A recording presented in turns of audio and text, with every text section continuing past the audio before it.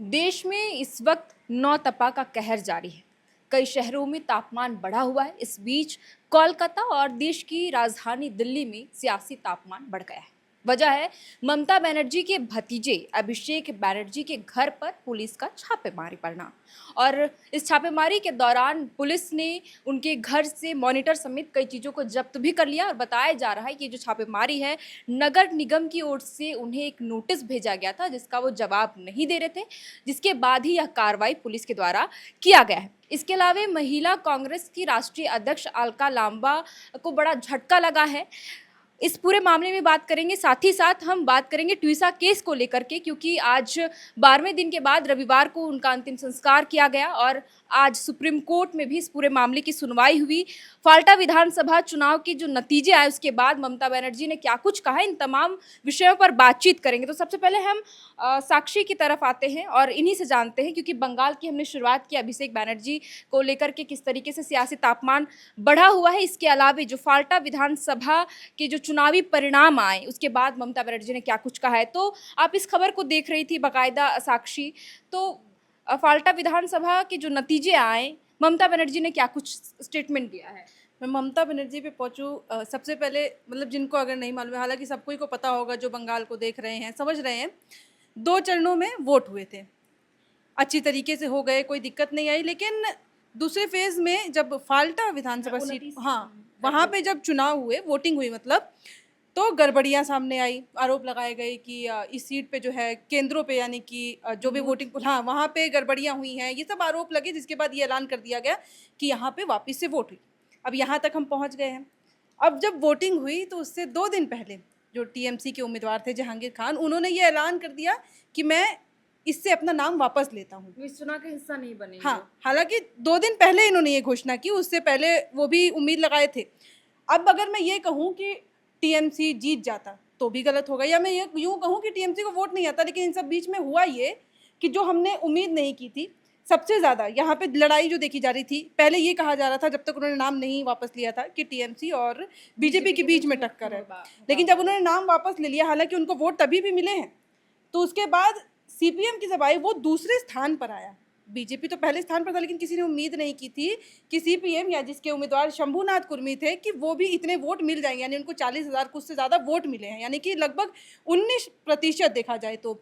और ये सबसे बड़ी हैरानी की बात इसलिए थी क्योंकि किसी ने उम्मीद नहीं की। और जो रिजल्ट आया उसमें जहांगीर खान, उनको तभी भी वोट मिले हैं। अब सोचने की बात है, ये जो 7,000 वोट आए हैं, वो उनको वोट आए भी कैसे, क्योंकि उन्होंने नाम वापस ले लिया था, उसके बावजूद लोगों ने उनको इतने वोट दिए हैं। और टीएमसी का गढ़ माना जाता है कहीं ना कहीं फाल्टा, है ना। और वहाँ पे जब जिस तरीके से पूरी बहुमत के साथ प्रचंड जीत हासिल की थी बीजेपी ने, तो ये भी उम्मीद तो नहीं होगी उनको कि हाँ वो सीट यहाँ से निकाल लेंगे। क्या पता है कि ये भी कारण होगा कि उन्होंने नाम वापस ले लिया। अब यहाँ तो चुनाव हो जाता है, रिजल्ट भी आ जाता है, लेकिन इन सबों के बीच ममता बनर्जी, जिनको लेकर इतने विवाद हुए थे, जिन्होंने नाम वापस लेने से, जब उन्होंने कहा कि मैं हारी ही नहीं हूँ, जो हार ही नहीं मान रही थी और लगभग डटी हुई थी, उन्होंने लगभग 19-20 दिन बाद अब सोशल मीडिया पर, एक्स पर, एक 32 मिनट का वीडियो जारी किया। उस 32 मिनट के वीडियो में वही है जो उन्होंने पहले कही बातें। उन्होंने ये सवाल खड़े किए, सवाल भी नहीं खड़े किए, उन्होंने आरोप लगाया कि आखिरकार शुवेंदु अधिकारी जो इतने शान से कुर्सी पे बैठे हैं, जो जीते हैं, अगर मैं बताने पे आ जाऊंगी तो फिर पता चलेगा कि वो किस तरीके से जीते हैं। अगर उनकी उनमें हिम्मत है तो फोरेंसिक जांच कराएं, मुझे ईवीएम की रिपोर्ट चाहिए। मतलब उन्होंने इस चुनाव में भी कहा है कि गड़बड़ियां हुई है और सीधे तौर पर शुभेंदु सरकार पर आरोप लगा रही हैं। हाँ, वो सीधा वो कह रही हैं कि आप जिस कुर्सी पे बैठे हैं, आप उस पे बैठने के लायक ही नहीं है।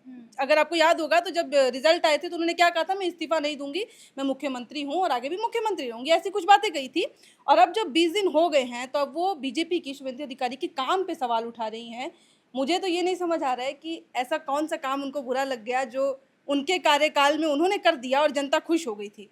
क्योंकि अभी 20 दिन हुए हैं, अगर आने वाले समय में शुभेंदु अधिकारी क्या कुछ करते हैं वो बात की बात है, लेकिन जिस तरीके से वो अभी भी डटी हुई हैं और आरोप लगा रही हैं कि वो उस कुर्सी पे बैठने के लायक नहीं है, मैं उनको कोर्ट में बताऊंगी, उनमें हिम्मत है तो मुझे फोरेंसिक जो है वो जांच की जो है वो आप सामने से कहिए ना कि हाँ ठीक है, जांच करिए, अगर आपको लगता है कि आप ईमानदारी से जीते हैं। क्योंकि ये अभी भी दावा कर रही हैं और उस 32 मिनट की वीडियो में साफ साफ ये भी कह रही हैं कि इसमें लगभग 150 से ज़्यादा सीटों पर बीजेपी ने घोटाला किया है।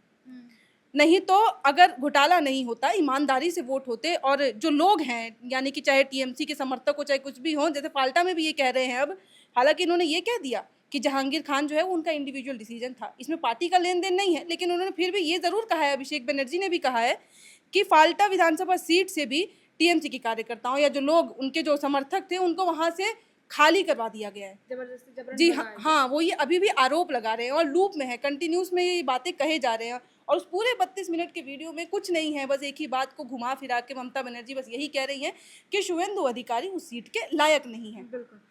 तो साक्षी ने बताया कि फाल्टा विधानसभा चुनाव के जब नतीजे आते हैं तो ममता बनर्जी किस तरीके की बयान जारी करते एक सोशल मीडिया हैंडल पर उन्होंने एक बाकायदा एक वीडियो साझा करते हुए आरोप लगा दिया है कि शुभेंदु सरकार में इस तरीके की हेरफेर की गई और जबरन टीएमसी के जो कार्यकर्ता थे फाल्टा से हटाए गए और ये चुनाव भी एक सोची समझी रणनीति का हिस्सा है, क्योंकि आपको बता दें कि जब 29 अप्रैल को वहाँ पर दूसरे चरण पर वोटिंग हो रही थी तो उस दौरान बीजेपी के चुनाव चिन्ह पर टेप बाकायदा लगाए गए थे, जिसके बाद आरोप लगे कि इसमें धांधली हुई है और इसके बाद ही चुनाव आयोग ने चुनाव को रद्द कर दिया और ऐलान किया कि 21 मई को यहाँ दोबारा से चुनाव हुए, कल नतीजे भी आए। उसके बाद अब ममता बनर्जी ने इस तरीके का स्टेटमेंट दिया है कि हेरफेर करके चुनाव जीता गया है।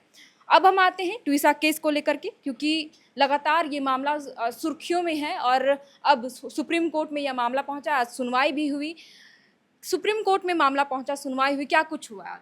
देखिए, सबसे पहले तो अपने दर्शकों को बताना चाहूँगा, ये मामला 12 मई को ये वारदात होती है। त्वचा शर्मा अपने कमरे में, ये कहा गया कि फंदे से लटक के उन्होंने अपनी जान दे दी।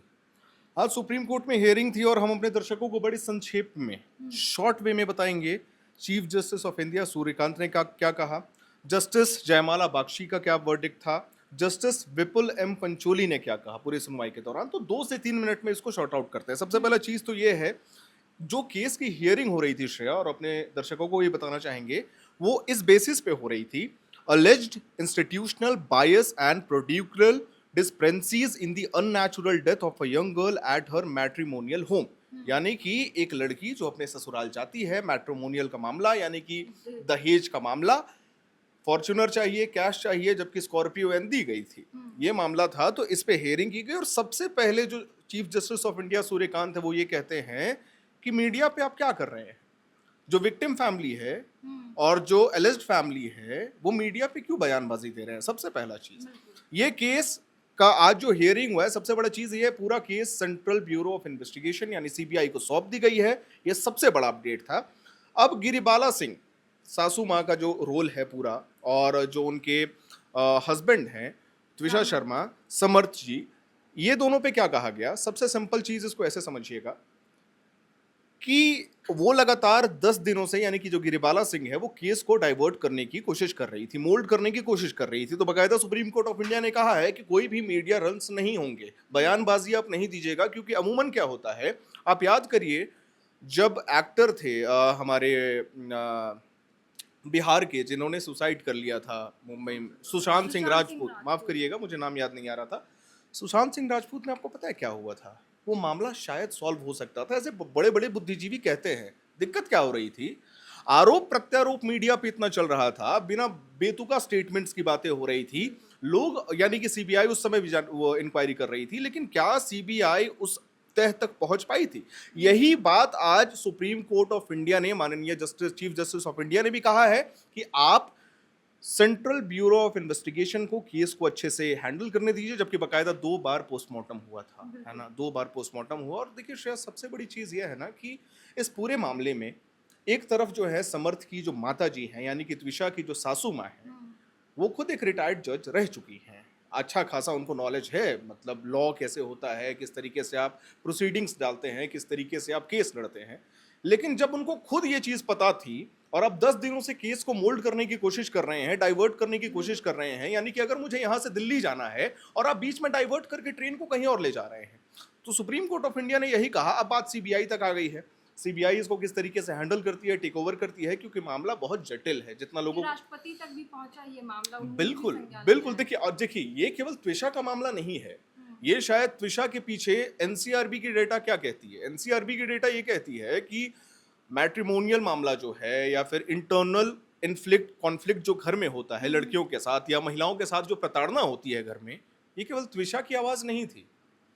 हजारों महिलाएं, यही तो है ना कि एनसीआरबी की रिपोर्ट हर बार आती है, लोगों के सामने दहेज प्रताड़ना के मामले भी आते हैं, लेकिन हर बार बस देख करके मामला सामने आया, 2-3 बार चला भी, सुर्खियों में रहा, लेकिन फिर वो फाइलों में दफन हो जाता इसका सबसे बेहतरीन उदाहरण ये है श्रेया, इसको ऐसे समझने की जरूरत है कि 140-45 करोड़ से ज्यादा आबादी है हमारे देश की। हमारा देश जिस परिस्थितियों के साथ आगे आया है, जो भी आज़ादी में हुआ, हम थोड़ा सा बैकलैश इसीलिए जाना चाहेंगे कि किसी भी चीज़ का पुख्ता इंतज़ाम करने के लिए आपको फ्रॉम दी स्क्रैच से शुरू करना होगा। अब ये लाइन मैं क्यों कह रहा हूँ, जब बिहार की तरक्की हो रही थी, नीतीश कुमार बिहार के मुख्यमंत्री जब सबसे पहली बार चुने जाते हैं, तो आप यकीन नहीं करिएगा, एक डेटा दे रहा हूँ, आप जाके गूगल पे सर्च कर लीजिएगा, 650 गाँव में रोड नहीं था। बात भरोसा हो रहा है इस चीज़ का? तो ये परिस्थिति आज से नहीं है, ये ट्रेडिशनल फॉलो हो रहा है, मतलब पूर्व से, कि भाई दहेज नहीं है, लड़कियों को प्रताड़ित किया जाएगा, फ्रिज दो, ये गाड़ी नहीं, वो गाड़ी नहीं। तो क्या पता इस बार ये जो त्विषा शर्मा का मामला है, ये मामला इतना बड़ा हो जाए कि आने वाले समय में कुछ important decision supreme court of India इस विषय को लेकर के ले कि क्या आप कठोर कदम और कर सकते हैं। क्योंकि देखिए, मामला भी सीबीआई के पास है, अभी कोई भी विक्टिम नहीं है, अभी आरोप प्रत्यारोप का खेल चल रहा है। जब तक मामला सुप्रीम कोर्ट ऑफ इंडिया के पास रहेगा, तब तक यहाँ पे कोई गुनहगार आप नहीं कह सकते हैं किसी को। देखिए, सेंटिमेंटल बात होती है कि हो सकता है कि उसकी सासू माँ ने मारा, हो सकता है कि उसके हस्बैंड समर्थ ने मारा, ये सेंटिमेंटल बातें हो सकती हैं, लेकिन कोर्ट मांगता है प्रूफ, और कोर्ट प्रूफ इसीलिए मांगता है, इसीलिए सीबीआई को डिप्लॉय किया गया है कि सीबीआई इस केस के तह तक जाए, और क्या पता अगर उसके माता पिता यानी कि जो समर्थ हैं, उसकी माता जी या समर्थ खुद ही कल्प्रिट पाए जाते हैं, तो सुप्रीम कोर्ट ऑफ इंडिया एक ऐसा डिसीजन ले कि आने वाले समय में लोग इस तरीके की हरकत ना करें। क्योंकि बात केवल त्विषा शर्मा की नहीं है, ये बात मैं बार बार दोहरा रहा हूं, ये मामला नेशनल मुद्दा बना है, और मैं दिल से चाहता था कि ये मुद्दा सुप्रीम कोर्ट ऑफ इंडिया तक जाए। हालांकि 3 लेयर में इसकी सुनवाई चल रही है, ट्रायल कोर्ट्स में भी, हाई कोर्ट्स में भी मामला है। त्विषा शर्मा के जो फैमिली मेंबर्स हैं, उनका भी हियरिंग होने वाला है, लेकिन पहला hearing supreme court of India में ही हुआ है। ये किस्मत अच्छी थी उनकी। आने वाले समय में मतलब क्या लगता है कि त्विषा के इस मामले में तह तक जाएगी सीबीआई, और जो इस केस में जो मुख्य आरोपी होंगे उनका चेहरा सामने आएगा? देखिए श्रेया, डिप्लॉयमेंट ऑफ सीबीआई इसीलिए हुआ है कि केस के तह तक जाया जा सके। मैं भविष्यवाणी, बहुत से ऐसे मामले कि सुप्रीम कोर्ट तक मामला पहुंचता है, लेकिन उसका आप एंड नहीं देख सकते कि न्याय मिला है। देखिए इस पे देखिए, हम माननीय उच्च न्यायालय पे कोई टिप्पणी नहीं करना चाहेंगे, उसका कारण भी है। और देखिए, 2 चीजें हैं, सुप्रीम कोर्ट ऑफ इंडिया तक मामला पहुंचा, वो एक अलग विषय है, लेकिन वो मामला कंप्लीट क्यों नहीं हो पाया, इसके ऊपर भी दूसरा कहानी होता है। कई बार रहता है कि सबूत आपको नहीं मिल पाए उस ढंग के, कई बार ये होता है कि जो कल्प्रिट था उसकी पहचान सही समय पे नहीं हो पाई, तो ये अलग विषय है। लेकिन देखिए, आपने भी साक्ष्य मिटाने की बात कही, तो इतने 12 दिन के बाद सुप्रीम कोर्ट के पास ये मामला जाता है, तो क्या लगता है 12 दिनों के बीच में या फिर जो इतना देर हुआ गैप हुआ, तो यहाँ पर साक्ष्य यहाँ थोड़ा सा अपोज करूंगा श्रेया, मतलब मेरा थोड़ा सा डिफरेंट आइडियोलॉजी है। सुप्रीम कोर्ट ऑफ इंडिया में मामला भले ही 13वें दिन पहुंचा है, लेकिन पुलिस इन्वेस्टिगेशन 4 से 5 घंटों के बाद ही शुरू हो गई थी। तो साक्ष्य मिटाना वाला बात सुप्रीम कोर्ट ऑफ इंडिया से रिलेटेड नहीं है, आप पटना वाला से डाइवर्ट हो रहे हैं। पटना में ये हुआ था, Patna girls, Shambhu girls hostel में जो मामला हुआ था, कि वहां 3-4 दिनों के बाद डीवीआर और सीसीटीवी फुटेज कलेक्ट किया गया था। 3-4 दिन इज सफिशिएंट कि आप किसी भी सबूत को टैंपर कर सकते हैं। यहाँ पुलिस एज इट इज काम कर रही थी। सुनवाई, आप ये समझिए कि सुनवाई बहुत जल्दी हो गई। सुप्रीम कोर्ट ऑफ इंडिया तक हियरिंग जाना किसी भी मामले के मुद्दे को लेकर के 20-25 दिन लग जाते हैं अमूमन। वो एकदम इंस्टेंट ट्रायल होगा तो वो एक अलग विषय है, लेकिन यहाँ जल्दी 13वें दिन सुनवाई है। आज हियरिंग हुई 13वें दिन, 13th डे, कल उनका अंतिम संस्कार भी किया गया, और ठीक उसके 1 दिन के बाद 2:30 बजे उनकी सासू माँ से सवाल जवाब हो रहा था। एक चीज मैं मिस कर गया, बताना चाहूंगा, 2:30 पे गिरिबाला सिंह का बयान लिया जा रहा था वहां पे। बकायदा केस तो लड़ रही हैं खुद ही। अब वहां पे बहुत सारी चीजें सामने आई हैं, बकायदा वो रिपोर्ट हमारे पास मौजूद नहीं है, क्या बातें हुई हैं, वो जैसे ही आएगा हम जरूर अपने दर्शकों से वादा करेंगे कि वो आपको दर्शाएं। लेकिन हाँ, एक सवाल जो आपने पूछा था उसको अंततः मैं समाप्त करना चाहूंगा अपनी वाणी को। ये, जब भी मामला सीबीआई तक गया है तो हमें थोड़ा सा भरोसा रखना होगा, थोड़ा पेशेंस रखना होगा, क्योंकि supreme court of India, Bharat के हर लोग, इनफैक्ट जो त्विषा की माता पिता हैं, वो खुद ये चाहते हैं कि ये मामला तह तक जाए और इसके जो भी गुनाहगार हैं वो सबके सामने आए।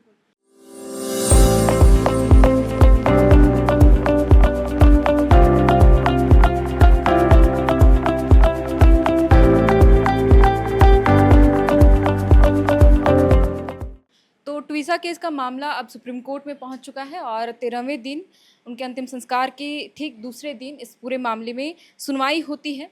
और क्या कुछ सुनवाई के दौरान हुआ, सुप्रीम कोर्ट के जो चीफ जस्टिस है सूर्यकांत, वो क्या कहते हैं, वो हर्षित ने बताया। अब हम आते हैं महिला कांग्रेस की राष्ट्रीय अध्यक्ष अलका लांबा पर जो भी केस चल रहा है कि उसे दोषी ठहराया गया है, किस मामले को लेकर के, क्यों उन्हें इतना बड़ा झटका लगा है, हम सर से ही जानेंगे। तो सर, जो अलका लांबा को लेकर के जो दिल्ली में जो राजनीतिक तपिश अभी चढ़ गई है, वो आखिर किस वजह से उन्हें दोषी ठहराया गया, किस मामले पर? एक मामला हुआ था 2024 में, लगभग जुलाई का महीना था। उस दौरान दिल्ली में जब संसद का मानसून सत्र चल रहा था तो उस दौरान ही कांग्रेस की ओर से महिला आरक्षण कानून को लेकर के या विधेयक को लेकर के उस पर प्रोटेस्ट चल रहा था। जंतर मंतर के सामने अलका लांबा के नेतृत्व में वो प्रोटेस्ट हो रहा था। उसी दौरान उनके ऊपर ये आरोप लगा जो वो सरकारी कार्य में बाधा डालने का और दूसरे तमाम आरोपों को लेकर के एफआईआर हुआ था। तो और इस मामले में ही आज दिल्ली की राव एवेन्यूज कोर्ट जो है, जो डिस्ट्रिक्ट कोर्ट का स्तर है, वो उस कोर्ट ने उन्हें दोषी करार दिया गया, क्योंकि पिछली सुनवाई में कोर्ट ने ये कहा था जो इतने पर्याप्त साक्ष्य हैं जो अलका लांबा के खिलाफ मामला बनता है। तो उम्मीद उसी समय से जताई जा रही थी जो अलका लांबा के फेवर में मामला शायद ना आए, और यही वजह है जो अब कोर्ट ने उन्हें दोषी करार दिया गया। 5 जून को उन्हें सजा सुनाई जाएगी। 5 जून को। 5 तो जून ये को। जो अभी मामला आया है सुप्रीम कोर्ट, माफ़ी चाहूँगी, रॉज एवेन्यू कोर्ट ने उन्हें जो दोषी ठहराया, तो उसके बाद उनका कोई स्टेटमेंट आया? स्टेटमेंट आया है। अलका लांबा ने अपने स्टेटमेंट में कहा है जो उन्हें उम्मीद थी ये ऐसा ही कुछ होने होगा, क्योंकि पिछले कुछ समय से उनका दावा है, अलका लांबा के पिछले कुछ समय से ऐसी चीज़ें ज़रूर चल रही थी जिसके आधार पर अपने खिलाफ इस मामले को लेकर के कोई ये चीज़ें नहीं थी, क्योंकि मतलब ऐसा लग रहा था जो मामला नहीं बनना चाहिए। अमूमन ये होता है जो पॉलिटिकल प्रोटेस्ट को लेकर के उसे सरकारी कार्यों में बाधा नहीं माना जाता, लेकिन ये एक पॉलिटिकल, मतलब आप प्रोटेस्ट कह लीजिए या फिर लोकतंत्र में जिसे हर राजनीतिक दल को अपनी बात रखने का अधिकार है, चाहे वो सड़कों पे निकल के हो या भाषणों में हो या हो। तो वैसी स्थिति में हमें भी लग रहा था जो शायद ये मामला जो है वो एक राजनीतिक कार्यक्रम के रूप में ही ये रहेगा, लेकिन ऐसा कुछ अभी हुआ नहीं। तो उसको लेकर के उन्होंने अपनी बातें रखी है और ये कहा है जो वो मामले को लेकर के चुप नहीं बैठेंगी, आगे भी इस मामले के खिलाफ ऊपर के चुनौती कोर्ट दे में सकती जाएंगी। हाँ, क्योंकि अभी ये डिस्ट्रिक्ट कोर्ट का मैटर है तो वो हाई कोर्ट में चुनौती दे सकती है, और हाई कोर्ट यदि इस मामले को कंटिन्यू करता है और बरकरार रखता है लोअर कोर्ट के फैसले को, तो फिर वो सुप्रीम कोर्ट जा सकता है। लेकिन हाँ, इस मामले ने ज़रूर एक सवाल ये खड़ा कर दिया है जो क्या अब पॉलिटिकल कैंपेन या पॉलिटिकल प्रोटेस्ट के जरिए भी आपके खिलाफ कोई निर्णय हो सकता है क्या?